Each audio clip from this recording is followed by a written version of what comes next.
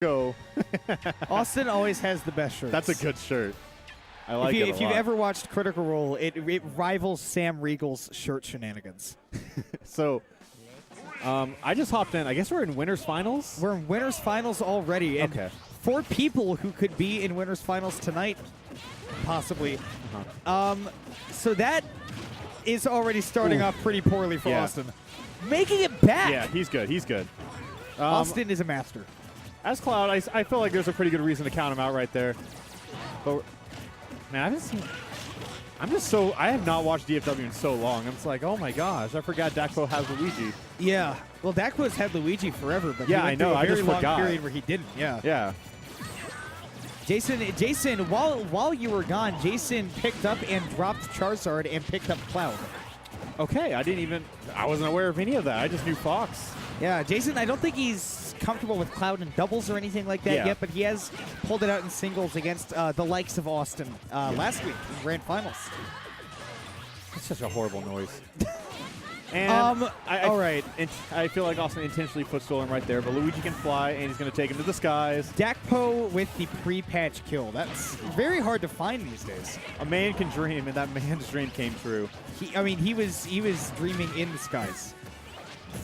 Dakpo, Red Team has taken the first 2 stocks, which is obviously a great advantage to have, especially against a team like JaySon Awestin. 2 really, really incredible teams players. Yeah, what I've noticed a lot between, like, also that sneaky little up air is cute. And, I mean, you take one, you lose one. I guess it happens. It could be worse, but it could be a whole lot better. Yeah, I mean, like you say, it could be worse, but it could have just not been that, so. Yeah. But meanwhile, okay, so JaySon finding that up smash on Dakpo, who for a moment I thought was Awestin. Ooh, JaySon's fastball way too low, and that's going to be a stock. It's looking pretty red-sided this game. So, yeah, this is a very good game. Boy, so stuck in the middle, both of the green team members, one high, one low. Awestin having, and the difficulty here for the green team is both Dakpo and Karna are very good at getting the edge guards off stage. Yes. And the problem is that JaySon and Awestin both have very long recoveries and simultaneous deaths there. Something I wanted to say that kind of just tied into that is from Dakpo and Karna, what I like a lot is that whenever they have one of their opponents off stage, they're not like preoccupied with edge guarding. They'll just offer the 2v1, put as much damage on as they possibly can. And then whenever they get back, they just kind of go back to what they always do. Because, like, I mean, since Luigi didn't opt for, like, the nest, like, since he did opt for the nest when he did the down throw, he just got the free uppy, and then they just tackled Fox 2v1 whenever he came back to the stage. That's really the thing that this red team, Dakpo and Karna, are really good at, is being consistent and separating characters on stage. Which, you know, with their 1v1 single skills, definitely gives them an advantage. Absolutely. And in the matchups, too. I mean, Luigi's one of those very polarizing matchups, a word I hate to use, but a very polarizing matchup with Fox. Yeah, no, that's, I understand.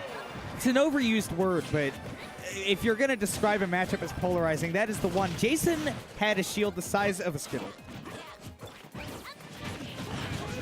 So both members of the green team starting off the stage trapped in the middle.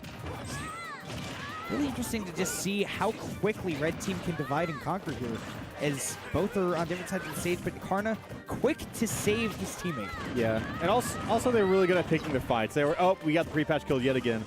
He How just took him to the skies. How does he find it? You just end up above Dakpo and you're going to the skies with him. And a really good, really good air dodge from Dakpo. That sure wasn't, that was an option. Not like what I say it wasn't, but if you know Awestin, you know that those are the options.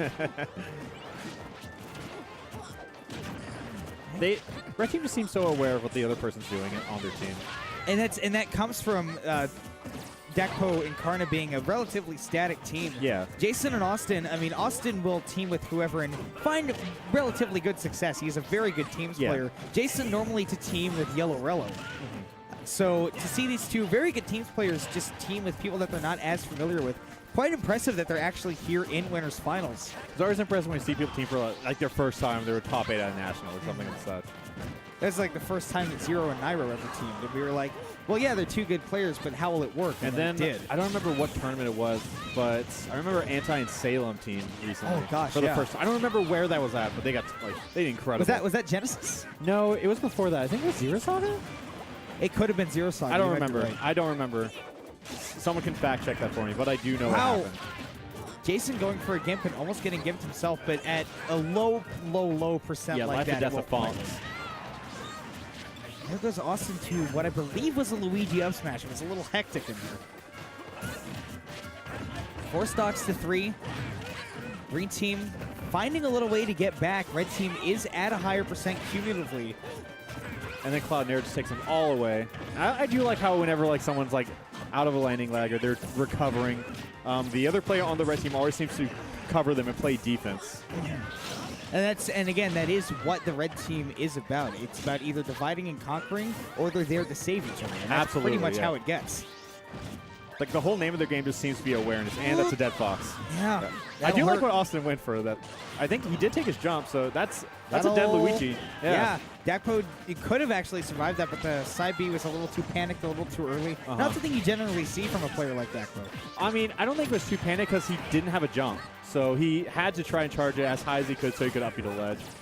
It was just good play on Austin's part more than anything else. I think that's about as high percent as you'll ever see a Cloud survive a back throw. Up here going to take it down, though, and this game, stock-wise, is pretty tied up. And yeah. While the percents are very far apart, it's interesting to note that it doesn't feel like the momentum has particularly been in either team's favor this entire game. Absolutely. And we're going to see that back. Oh, that DK Fire, huh? Up smash, yeah, that'll do it. He just reads a spot dodge from ledge and just lets the up smash rip. Well, you know, Ness, especially really, as Ness. Not the kind of character who's known to pull off 2v1s and things of the such. Not really his forte. No. I always do think it's impressive because there are some characters whose strong suit is just the fact they can pull off 2v1s. And I always think those are fun to watch. Like Toon Link playing 2v1s is always fun. That's because Toon Link can just get a sheer amount of damage he can manage on the so field much space. as possible.